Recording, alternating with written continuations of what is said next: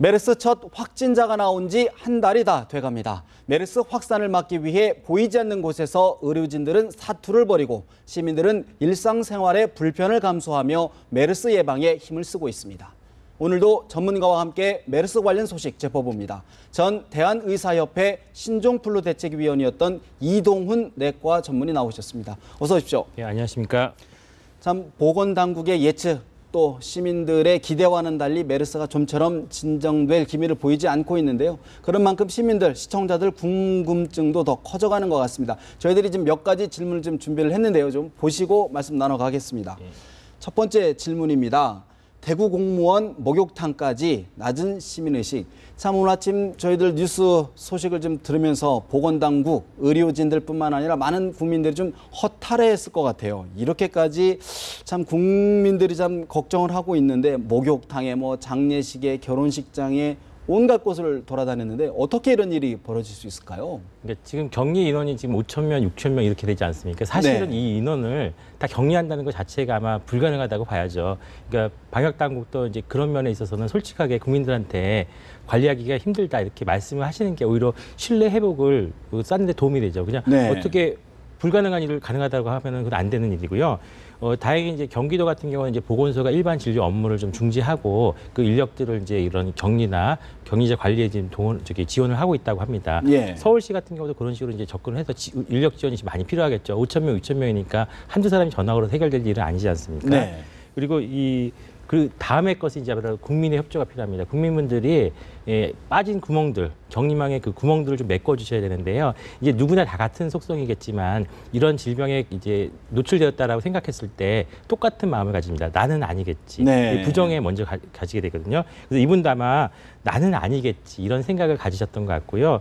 그러다 보니까 이제 증상이 약간 미열이나 이런 게 아마 단순 감기겠지 생각하시면서 다양한 기관들을 돌아다니셨던 것 같습니다.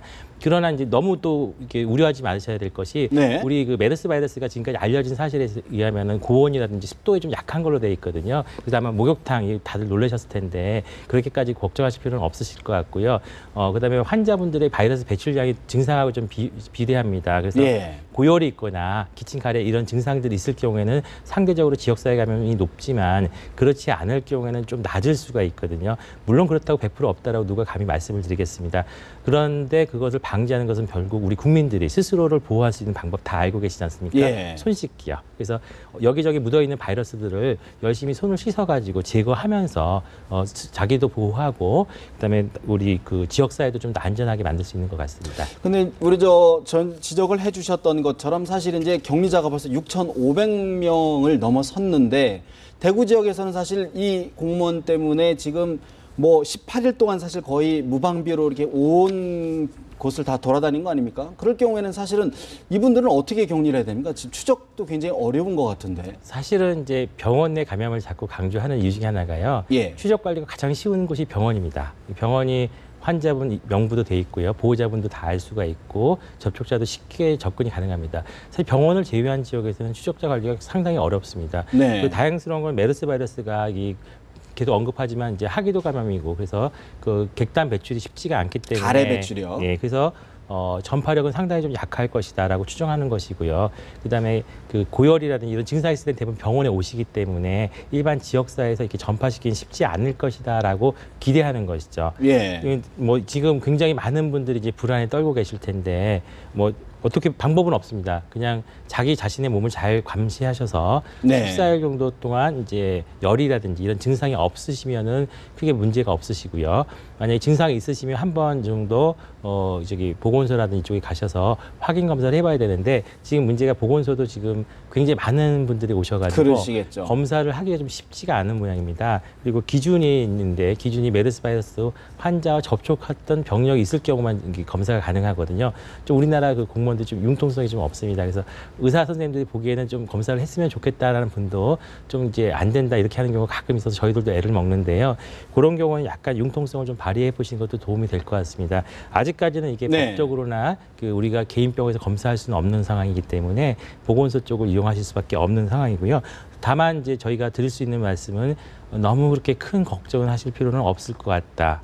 그다음에 두 번째로는 대중교통 수단을 이용하실 때는 가급적인 마스크를 좀 쓰시고 손 씻기. 이게 굉장히 간단하면서 쉽습니다. 이거 지금 몇 번 말씀드리는데 이런 것들을 열심히 하시면은 많이 도움이 되실 것 같다. 이렇게 생활 말씀드립니다. 속의 예방을 실천을 해야 되겠다. 거듭 강조드립니다. 두 번째 질문 드리겠습니다. 동네 의원도 4차 감염, 대형 병원 중심 방역 한계 왔나? 사실 지금 오늘 계속 확진자 가운데 보니까 동네 의원을 본인이 이제 감염 증상이 나타났는데도 불구하고 잘 모르는 상태에서 동네 의원을 방문하면서 지금 환자들이 속출하고 있습니다. 좀 걱정이 되는데.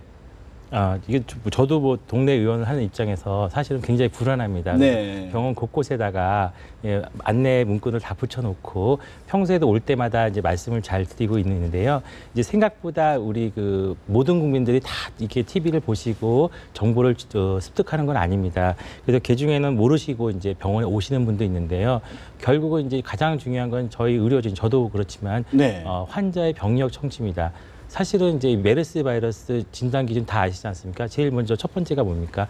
그 고위험 환자분들이 있었던 곳을 가셨느냐? 그게 제일 먼저 첫 번째 진단 기준 아닙니까? 어떤 특별한 검사가 있는 게 아닙니다. 환자분들이 오시면은 우리가 말씀드렸던 여러 가지 병원들을 경유하셨는지 이거를 먼저 여쭈어봐야 되는데 그것이 이제 안 되면은 이제 환자분이 노출될 수밖에 없는 것이고요. 두 번째로 환자분도 좀 협조를 해줘야 됩니다. 저희가 점쟁이가 아닌 관계로 환자분이 저희를 속이면 저희도 속을 수밖에 없습니다. 그래서 환자분도 만약에 해당 병원을 다녀오셨으면은 가급적이면 병원을 가시는 것보다는 메르스 핫라인을 이용해서 지시를 받아서 움직이시는 게 좋고요. 두 번째로는 이제 그 환자분들이 오셨을 때 우리 의료진들도 이제 예방 조치를 취해야 되거든요. 그래서 마스크라든지 이제 그 보호 기구를 사용해서 진료를 하고 있는데 문제는 이제 환자분들이 이제 잘 진료하시는 의료기관도 있습니다. 이런 경우에는 국민들이 이해하는데 이용하시는데 큰 문제가 없거든요. 지금 이제 메르스 경유병원으로만 뜨기만 해도 이제 모든 국민들이 그 병원을 안 가십니다. 사실은 상당히 심각한 문제인데요.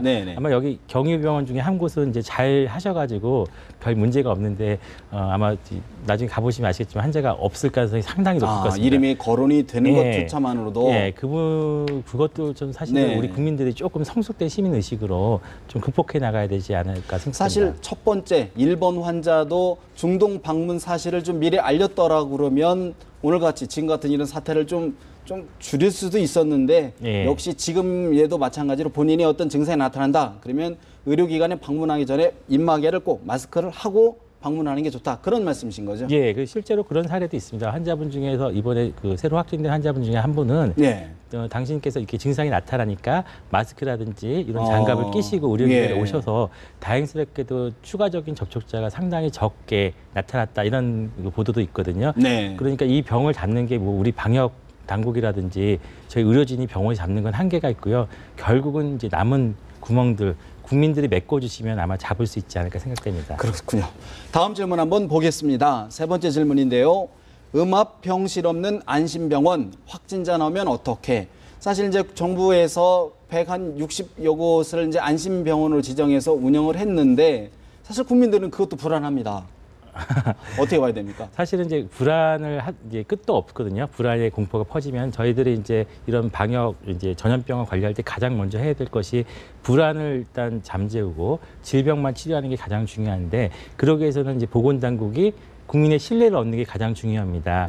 이번에 가장 실수한 게 이제 신뢰를 좀 잃어버리셨거든요. 초기 대응에서요. 그리고 불안한 정보를 많이 유출시켰습니다. 예를 들면 치료제가 없다, 치사율이 40%다, 백신도 없다. 근데 어디 병원에서 생겼는지도 모른다.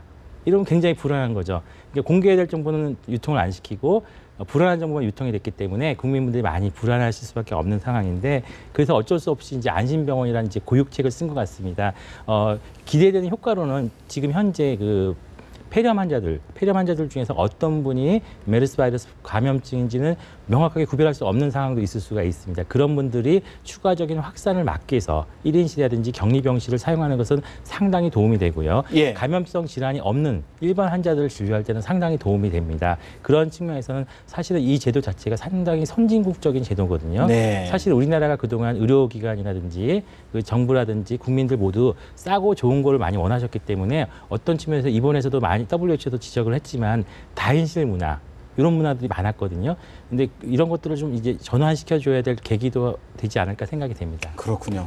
하여튼 뭐 이번 메르스 사태로 짚어봐야 될 의료계의 문제가 한두 가지가 아닌 것 같습니다. 다음 질문 한번 보도록 하겠습니다. 사스, 신종플루, 메르스 방역 뭐가 다른가? 우리 사실은 신종플루 대책위원으로도 활동을 예. 하셨는데 국민들은 왜 이렇게 차이가 날까? 이런 의문점을 아직도 갖고 계십니다. 사실 신종플루가 방역에 성공한 건 아니고요. 굉장히 많은 분들이 감염이 됐었죠. 단지 달랐던 점은 당시에는 분위기가 굉장히 좋았습니다. 의료계도 그렇고 국민도 그렇고 정부도 그렇고요. 네. 하나가 돼가지고 의료계에서는 열심히 진단하고 치료하고 국민들도 빨리 병원 가서 치료하면 낫는다. 네. 정부도 열심히 지원해줬고 이게 이제 민간 국민이 하나가 되는 건데 이런 부분이 그 당시에 굉장히 좋았기 때문에 네. 모든 분들이 아주 잘 극복하신 것으로 기억을 할 수밖에 없는 것이고요. 지금은 이제 약간 다른 게 조금 막 삐걱댑니다. 의료계랑 정부랑도 삐걱대고요. 국민들하고도 삐걱대고요. 네. 정부가 정보를 공개하지 않으니까 당연히 정부가 뭔가 감추는 게 있는가 생각할 수밖에 없고요.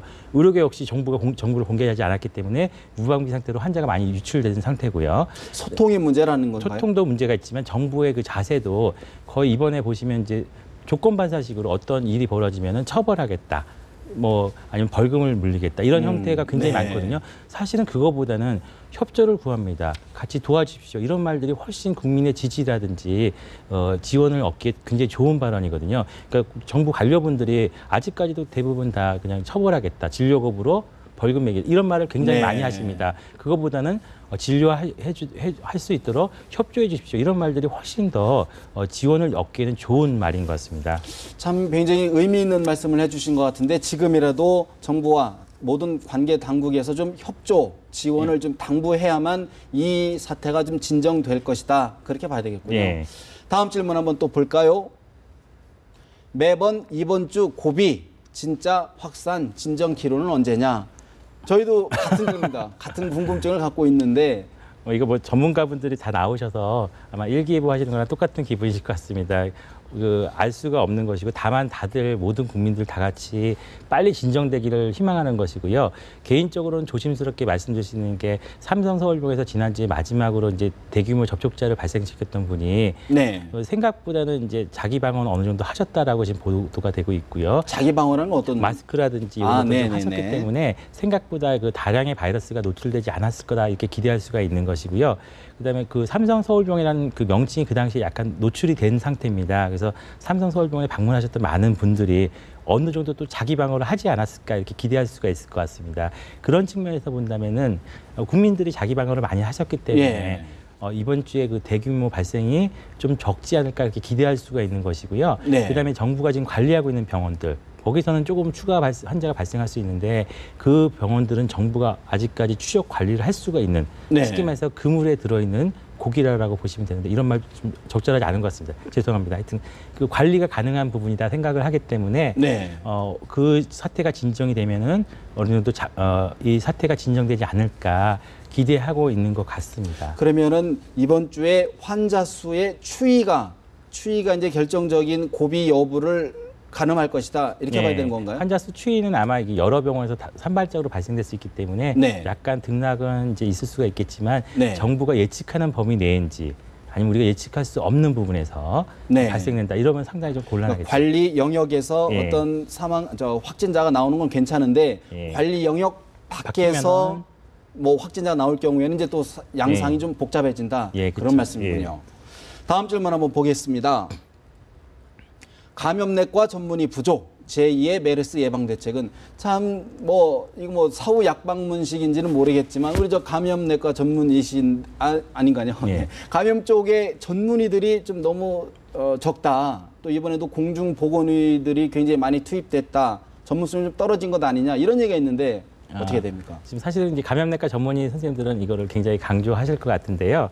사실은 이게 감염내과 전문의만 부족한 건 아니시죠. 그러니까 네. 우리나라의 이제 의료 인력 자체가 조금 부족한 편인 건 사실입니다. 쉽게 말씀드리면 이제 한국 의사 의료가 이게 아주 싸고 좋잖아요. 근데 네. 이 뒷면을 다 지금 보고 계시는 건데요. 그 싸고 좋게 하려면은 뭔가 이제 부족하게 만들어야 되는데 대부분 병원들에서 가장 쉽게 할 수 있는 게 구조조정입니다. 인력을 조정하는 것이죠. 예를 들면 우리나라 최고의 병원이라고 하면 A 병원이 있습니다. 네. 실명은 언급하진 않겠습니다만 이 병원하고 미국의 메이오 클리닉하고 거의 진료량이 비슷하다고 합니다. 미국의 메이오 클리닉은 한 5만 명 정도의 의료 인력을 갖고 네. 있고요. A 병원은 한 10,000명 정도 된다고 합니다. 그러니까 5분의 1 가지고 일을 하다 보니까 부족한 거죠. 감염내과 전문의 분들은 그 중에서 장군님들에 해당되시는 거겠죠. 장군님들은 있는데 지휘할 병력이 없다. 네. 그러면은 똑같은 일이 또 발생할 겁니다. 물론 이제 훌륭한 지휘관들을 양성하는 것도 매우 중요하지만 네. 그렇게 하기 위해서는 이제 기본적인 밑받침이 되게 하는 그 인력들을 확보하는 것도 중요한데 이것을 바꾸는 게 사실 쉽지가 않습니다. 네. 우리나라 그 의료 수가라든지 의료 재정 이런 것도 다 연관되어 있기 때문에 한꺼번에 바꾸는 건 굉장히 어렵고요. 예. 다만 뭐 제가 이 자리에서 드리고 싶은 말씀이 있으면 지금까지 우리나라가 했던 정책들이 대부분 보여주기식 정책이 많았습니다. 예방 접종을 추가로 더 해주겠다.